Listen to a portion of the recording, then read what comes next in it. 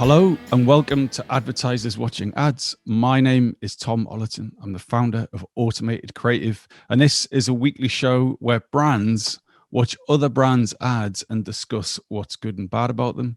We're brought to you this week by Contagious, who have chosen this week's ad.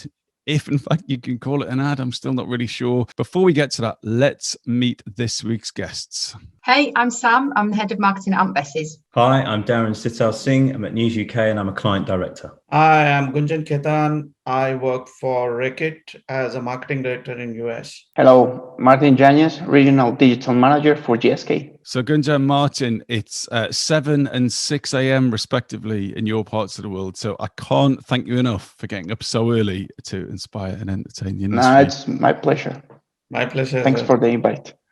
Sam and Darren, you've just had 4 days off, so you should be on absolute best form. No Right, okay, let's look at this week's ads. Okay, so what is an NFT? I have to be honest, I'm struggling with this a little bit, but fundamentally, it is a way of ascribing provenance to something that is digital. Obviously, in digital things, you can copy stuff pretty easily and spread it around the world. But what an NFT is a way of ascribing which is the first or which is the only version of a thing. So Pringles, what they've done here is created a Pringles NFT, and you're able to buy 50 of them for the price of a Pringle, but there are no more than 50. There can be no more made. Yes, you can copy it, but all of those copies won't be the original thing. So there's been lots of other examples of NFTs being used recently. So we have seen Charlie Bit My Finger, the old YouTube video, which I still think is quite boring, that has been sold as an NFT for £500,000. The Nyan Cat GIF sold for more than $500,000. Grimes, well, musical artist, has sold some of her digital art for more than £6 million. The first ever tweet by Jack Dorsey, the Twitter founder, has seen bids hitting $2.5 million. Christie's have just done a sale of some NFT art by Beeple, and that has sold for £50 million and set a new record for digital art. We've seen toilet paper manufacturer Charmin has auctioned off an NFT art to raise funds for charity, dubbed it non-fungible toilet paper. So there is something in this. There's a massive amount of money being spent on these NFTs, and Pringles have got into the game. I have no clue what this even is, so I had to spend quite a bit of time trying to understand what it was. I don't get it. I'm still not going to claim to get it. I guess I'm not target market, so that might have something to do with it.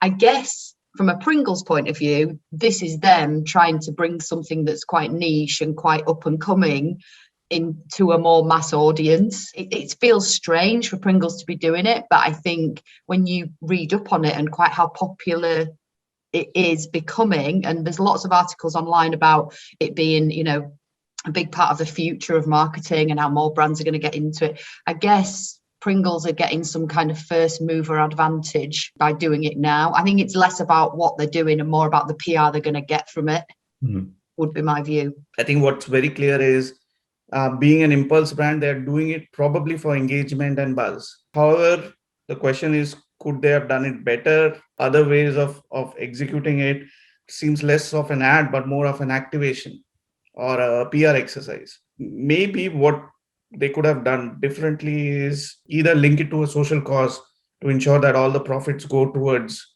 a charity, or link it to a physical product. So there's ownership of a product and that becomes a collectible. The problem with NFT is, I think mass understanding of this idea is still limited. So if your objective was to drive engagement, I'm not sure how many people are getting it. They were heading towards the right track, but probably they missed a point or two. The great thing is that on the market side, it's a great initiative. Before it was, very, very common to have something that nobody had, but it was fun to have it, to have something unique. We are returning to have something that nobody can own, but in a tangible way.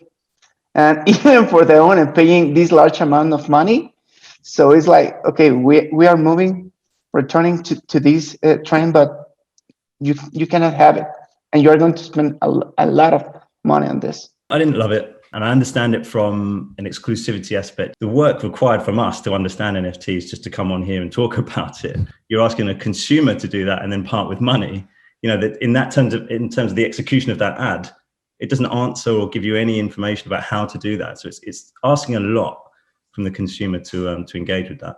In a previous life, I was an innovation director, and this feels like absolute innovation director, like gold rush. If you go through the Twitter comments, it's pretty harsh. Like people are just saying F off, not interested, go make some proper food. And then there's people talking about the environmental impact of crypto in general. I know it's not a cryptocurrency, but it uses some similar technology for authentication.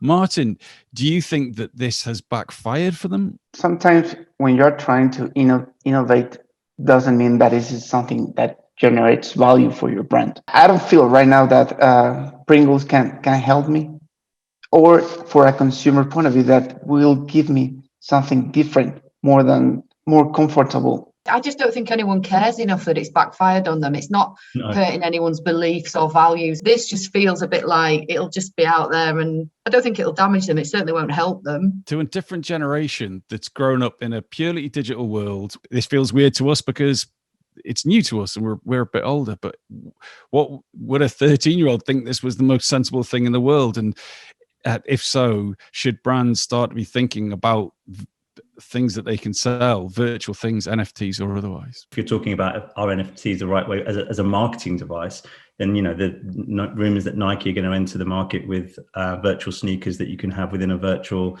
locker, I suppose, that you can trade. There's huge amounts of money being traded already amongst NFT sneakers. So I think there's a definite market there, but it's about understanding your audience. If you look at the larger marketing community, marketing has been extremely agile over the last so many years.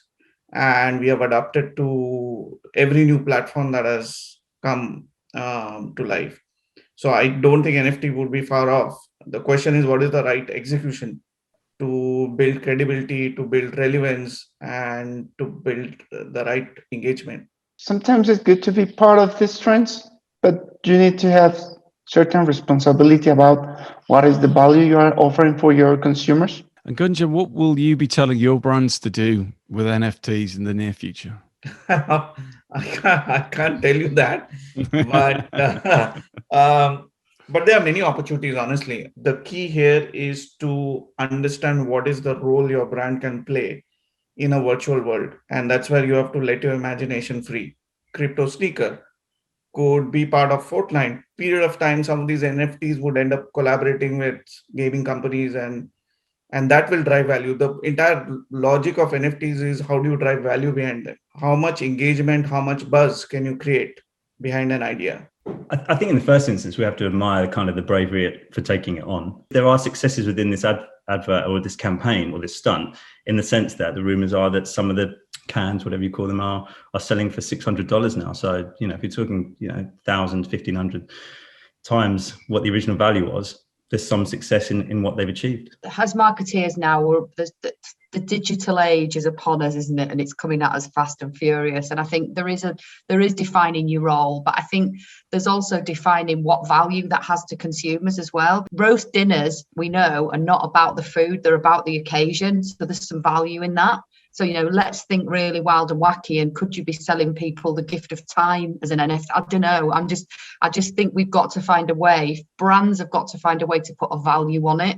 And to me, a shiny can that is a product that it isn't the way to do it. But taking it up to that higher order level and really understanding what the value of your brand is, that's got to be the sweet spot for an NFT, surely. What's the emotional benefit? Why does someone want it? Right. On the count of 3, can you hold up your fingers to give this activation a vote out of 5? 1, 2, 3.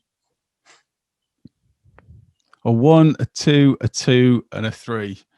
Gunjan, Martin, Darren, Sam, thank you so much. We'll see you next week.